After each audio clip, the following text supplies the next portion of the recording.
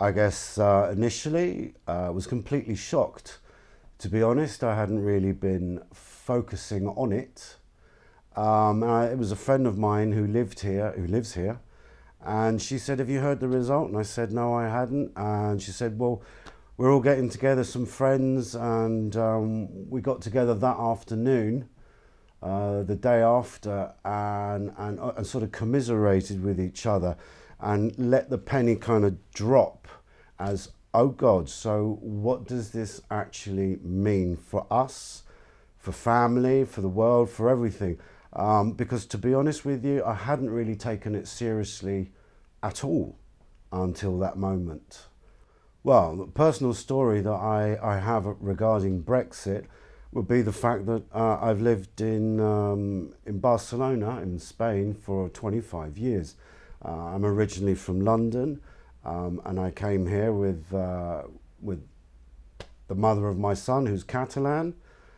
So I have a Cata-Spanglish kid, and I've brought him up, you know, to be English, to be Catalan, to be Spanish, to be European. And so how does how does Brexit affect that situation? Well, we don't know yet. We still don't know, although it's been voted on and it's going through. We still do not really know what the implications are. Will I have to choose will I have to become a Spanish natural and renounce my British nationality? Probably not. It looks very likely that that won't be the case, but who knows? The story's not over yet.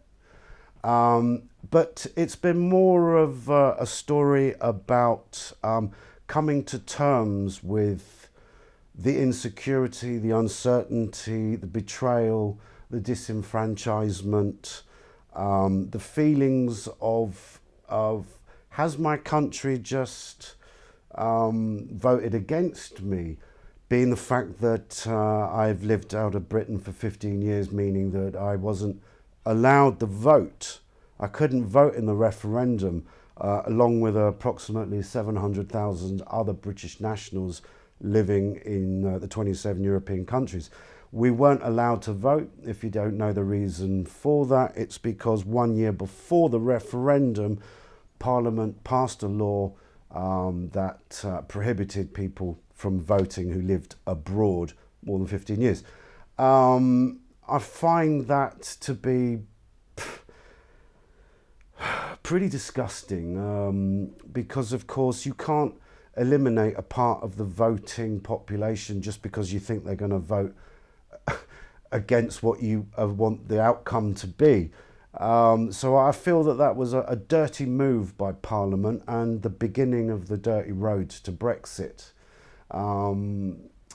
Personally, I felt extremely betrayed, very insecure. It contributed to a lot of anxiety and insecurity about the future.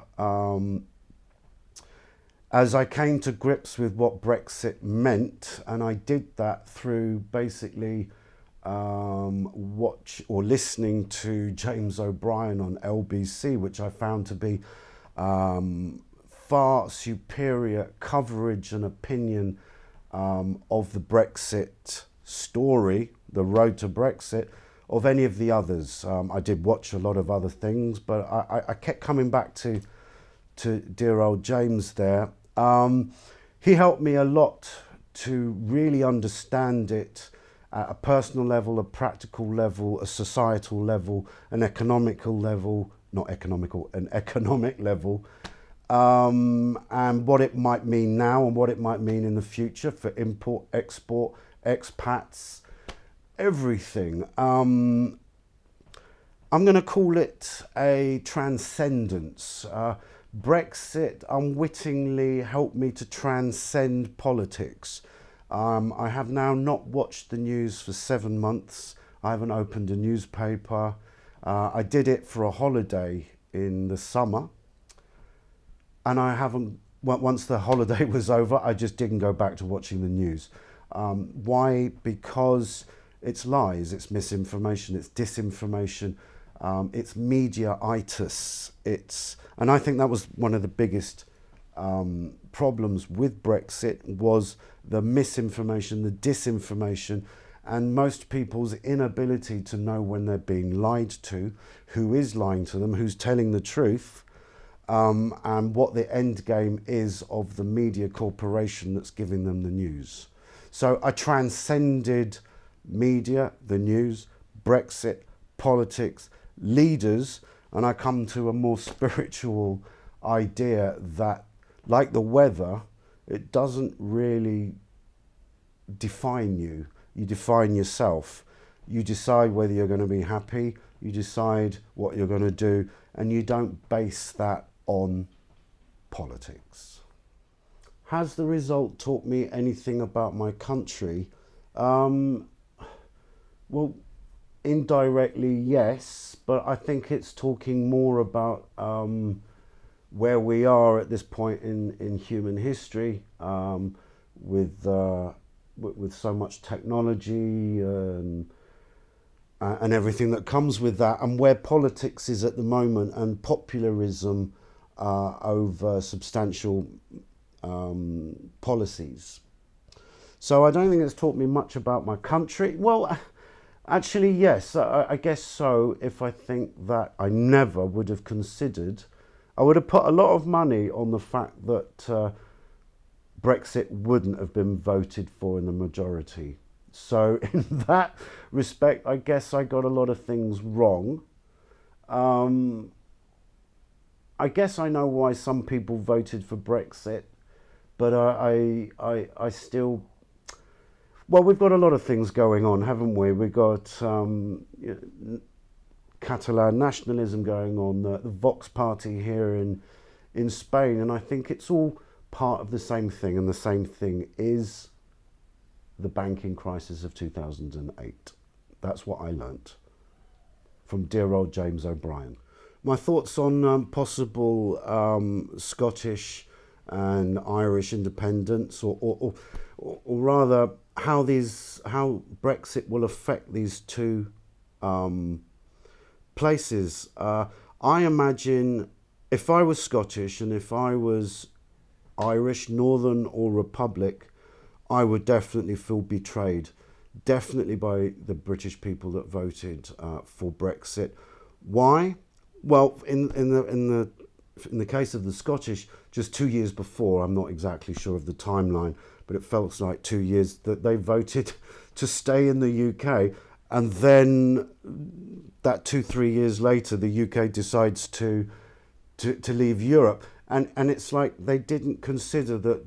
So there was all this, well, oh, don't go Scotland, no, stay with us, yeah, and then the decision to leave Europe was taken without ever considering what that might mean for Scotland, and definitely not considering what that meant for Northern and the Republic of Ireland. And I think that is absolutely abhorrent. It's selfish, unempathetic, incompassionate, because they are our family, they are our brethren, or they're not. And if it's a family, if this is a family, well, then you have to ask everybody what they think and take in their I'm sorry, I think that's absolute betrayal and very selfish. Transcended. Definitely feel that I've transcended myself, transcended politics, transcended my circumstances. We will make the best of this, because that's the only option to do. I'm not going to fight it, because I think it's about accepting it, and then making the best of it. And when I say transcend, I think that's something that I've learned in my own personal journey, in this late age of my life, perhaps, that you can't change. There's some things you just can't change. You just have to accept them and then make the best of it. And I think Brexit is definitely that. To be honest with you, Brexit, there is a scenario in my mind where Brexit could actually be good for the expat community living abroad, because we have less people coming out here, chancing it. And so our skills as British people living abroad become more of what would be a more treasured or more in demand. Yeah, definitely. Not definitely. That's a definite dream, a scenario that I'm playing out in my head to make me feel better. I hope it comes true. I would like to add a definition to the word I just invented, which was mediaitis, which as I look at Brexit and the road to it, I think one of the most abhorrent positions being the enemy. What is the enemy even here? It's not even Brexit, but I do think that the media, the press, has done an awful job. And I think, like a lot, like after the Iraq War, when a lot of journalists came, did interviews saying that they couldn't believe that they'd lied to the camera, that they didn't think that the repercussions could be so bad for their lying on camera. And I think that that's going to come about now as well. I think in a couple of years' time, you're going to have a couple of people, maybe not on camera, but maybe deathbed confessions about how they misportrayed it, and how they sold programs, newspapers, on the basis of fear, and also making innocent people like immigrants the culprit of this Brexit, because I honestly don't think that anybody but a few people at the top are going to win from this. I think the